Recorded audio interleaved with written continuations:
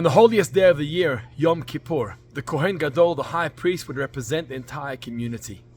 And the Torah tells us how he had 2 uniforms that he would wear on this day.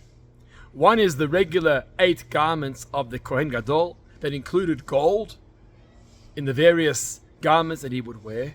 And the second was his white linen garments. And he would alternate between the gold and the white and vice versa the entire day of Yom Kippur.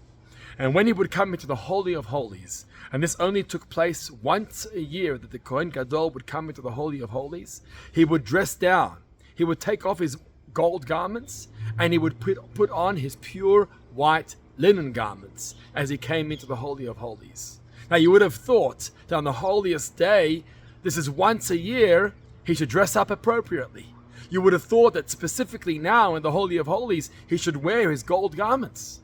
Why did he remove the gold garments and only wear the white linen as he came into the sanctuary, the Holy of Holies?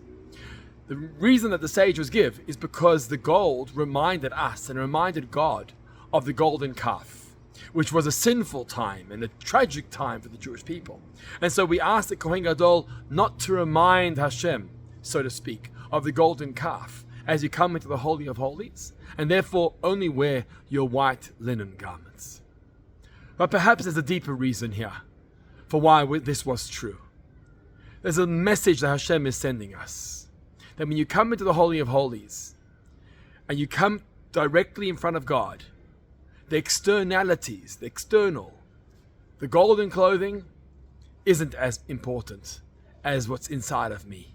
What's most important when you speak to God and you pray and you serve Him is one's sincerity, one's kavanah and intent, what takes place inside of me. And so Hashem says, you can leave the gold clothing outside. It's important, but not when you speak directly with me. When you speak directly with me, what's most important is what happens inside of your heart. If you're sincere, if you have kavanah, intent, if you're really meaningful, that's most important to me. And it's a lesson for us, not just on Yom Kippur, throughout the entire year too. Shabbat Shalom.